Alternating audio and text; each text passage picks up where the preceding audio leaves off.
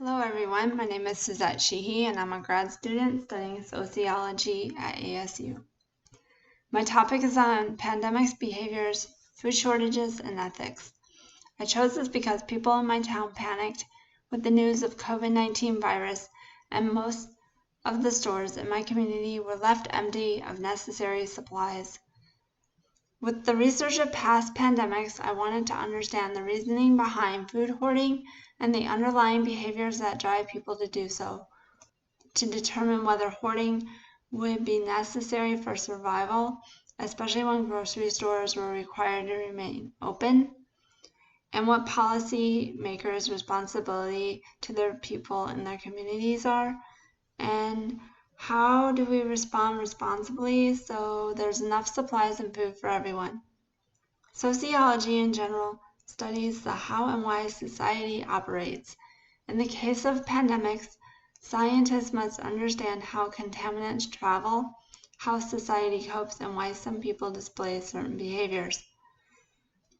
Researchers need to assess future supply and demand of food and other necessary items. Pandemics are unplanned, fast-moving, and fatal. We need to assess what mediation should be used and at what part of the pandemic.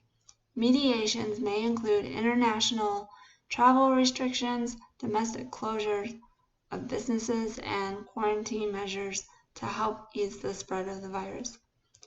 Let us look at past pandemics, who they target, what drives the behaviors, and what is our ethical response of the unknown of pandemics. The Black Plague in 1350 was widely known by scientists as a silent killer because one could not see it coming. It would take weeks before word would spread of transmission from person to person. There was no known cure, and it was estimated that 100 million people died a horrific death. The way to take care of the bodies after sickness consumed them was done by mass burning. Whole towns were wiped out from this plague, and many people who survived could no longer work to earn their keep. Many homes were burned because it was thought that one could not clean a home well enough to get rid of the virus. The Spanish flu of 1918 was a mass killer that disproportionately affected women. Women were thought to have a natural instinct to take care of sick, therefore it would be their job. A natural quarantine took place, and as school closed, women teachers were forced to assist those who were sick. The data of death is very unclear, and the number ranges from 20 to 369 million lives that were lost. This wide range may be due to lack of medicines, or assistance from other communities, or other countries. Most infected people were women serving in direct contact with the disease. The Spanish flu's model was a W shape with multiple waves before there was an end to the chaos. The similarities of COVID-19 to the outbreak of severe acute respiratory syndrome in 2002 known as SARS. They are both considered types of coronaviruses in which they attack the RNA structure in humans. Symptoms of SARS range from mild symptoms including a fever of 100.4 or higher, cough, shortness of breath, and difficulty breathing. It may start out as a cold, but as symptoms progress, it will turn into pneumonia, attacking the lungs of those with underlying health conditions. SARS required people to quarantine and many businesses closed. SARS had many drawbacks from the economy, which included the ability to get resources like food, water, and medical supplies. During SARS, workers became too sick to work to keep any of the necessary stores open. Pandemic's high-risk groups included older individuals and those with multiple medical diagnoses. Prostitutes, homeless individuals, and LGBTQ communities have led to social injustices when sick, because these individuals may be required to access care in different areas from which they live, and treatment may be delayed for their care. People who live in poor areas are impacted differently than those with higher incomes. Heavily populated cities are likely to see income inequalities because this is where low-income individuals seek out necessary resources to take care of their basic needs. Big cities also have immigrants who may not seek care out of fear of being deported by authority. A major issue that arises from income inequality is that public transportation is scarce and high-risk groups are less likely to be able to afford personal transportation. This leaves the medically fragile individuals at home in the care of other family members who then will also be at risk for catching the disease. The concept of quarantines can be disputed and should only be used for those who are sick with the virus. So the question remains, will quarantine protocols work? When done properly, yes, quarantines work. When should we quarantine in order to have the maximum effect? Once an epidemic has been classified as a pandemic, it's too late for quarantine measures. Isolating will shorten the eventual outcome of mass spread over the entire population. What can we do to slow it? Past pandemics have taught us to do the following. Stand far away from one another, avoid people who are sick, avoid people in public places or events, and wash your hands. For how long and what will be the impact? It is important to maintain daily schedule. There's no evidence to support that closing businesses or schools slows the virus. When an individual is out of work, it becomes financially difficult to support a family. Governments need to be very careful when implementing quarantine measures. Individuals must have the least disruptive quarantine measures so society can function as normal as possible. Putting restrictions on religious ceremonies such as going to church on Sundays, attending funerals, does not benefit one's mental health. Governments should tell people when the quarantine will end, and it should always be voluntary. After the quarantine period ends, it was shown that 30% of the population would have some sort of mental stress disorder. Within a quarantine period, many people are stuck inside their homes with not much to do except watch television or talk to friends or family. Most news stations repeat the topics of disease and death, which enhances fear.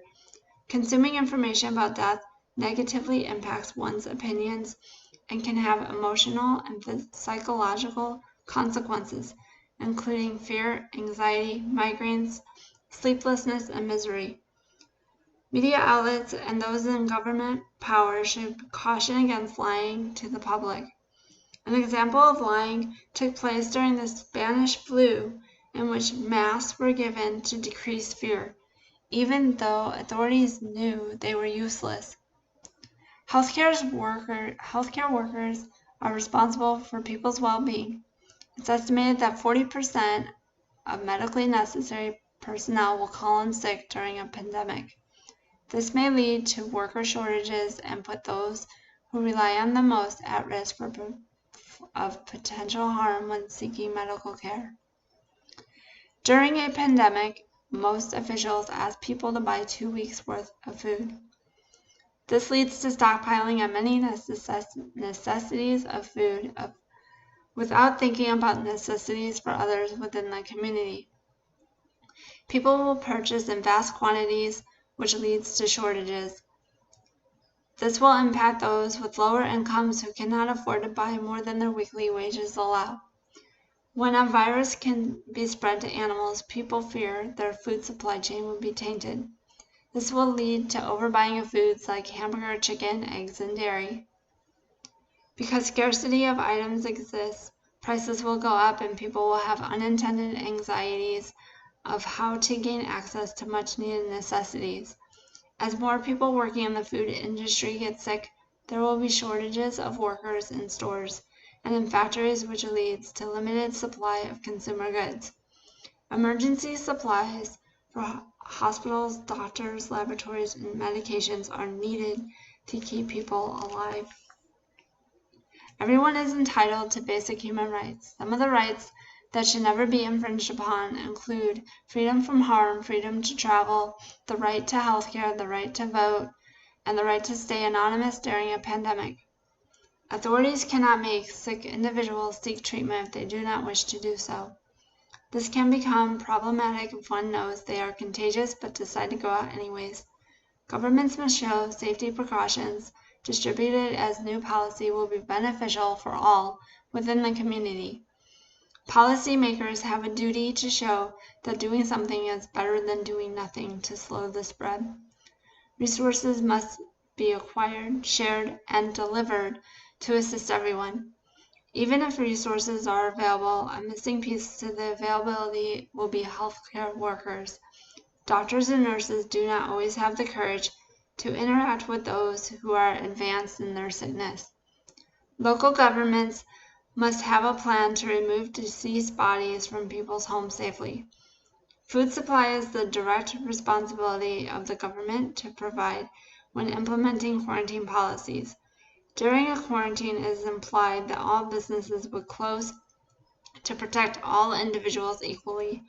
Therefore, public leaders should have all the necessary food and other supplies stored for their whole community to distribute in the event of emergency shutdown. The CDC is solely responsible for assisting all those outside the U.S. Everyone's safety must be a top priority. There were some limitations and further research should be pursued. Pandemics should not be solely up to scientists to figure it out. We all should collaborate what will work well in the community in which we live. There's not enough research to show that businesses that close will decrease spread. Because individuals that volunteer are not trained professionals, extreme caution should be used in healthcare settings. Using personal protective equipment and quarantine measures have not shown any evidence that they actually work. There's little evidence to show that quarantines work once a virus is labeled a pandemic. Further research is needed because we know that pandemics happen. We should have been more prepared by implementing past research from these articles into our everyday lives. Confusion exists during pandemics because scientists, policymakers, and everyday citizens have not collaborated on effective strategies of what is required by each. Questions that would be beneficial for further studies include would masks prevent those who are not sick from getting the virus? Can we develop an alternative to the N95 mask? How do we develop better domestic and international planning by manufacturing pharmaceuticals in all countries? And what are quarantine's effects on people's behaviors, human rights, and the increase of violence on abuse rates? In conclusion, we have learned that pandemics will forever change our lives. How we respond to them is just as important to how we find a cure. Panic, fear, anxiety of the unknowns lead us to overpurchasing of items such as food and other supplies, thus leaving those with low income with little to no resources. We can support each other by following the rules in order to keep peace in the midst of the chaos, but only as long as our rights as individuals are not infringed upon. Frontline workers will get called into action, putting their own health and safety at risk for getting sick. Policymakers have a responsibility to their communities to provide food, supplies, and medicine for all members, including those that work. We must do our part to help slow the spread, even if it means delaying the inevitable of getting sick at a later date. We have a duty to actively participate in all policy-making procedures with the goal of staying healthy and safe during a pandemic. At a time when COVID-19 is rampant and chaotic, may you all have good health and peace to know what you can do to strengthen your commitment to the community in which you live. Thank you.